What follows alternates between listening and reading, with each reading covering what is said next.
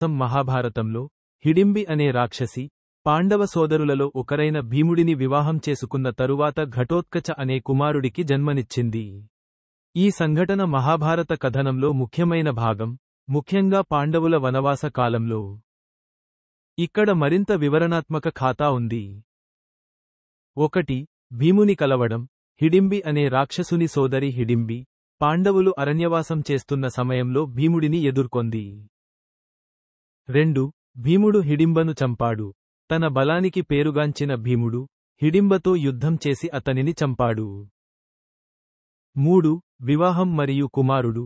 హిడింబి, తన సోదరుడు మరణించిన తరువాత, భీమునితో తనను వివాహం చేసుకోమని వేడుకుంది. భీముని తల్లి కుంతి, అతను ఆమెను వివాహం చేసుకుని 1 సంవత్సరం పాటు తనతో ఉండాలని సూచించాడు. ఆ తర్వాత హిడింబి వెళ్ళిపోతుంది. భీముడు మరియు హిడింబికి ఘటోత్కచ అనే కుమారుడు ఉన్నాడు. 4. ఘటోత్కచ పాత్ర. మాంత్రిక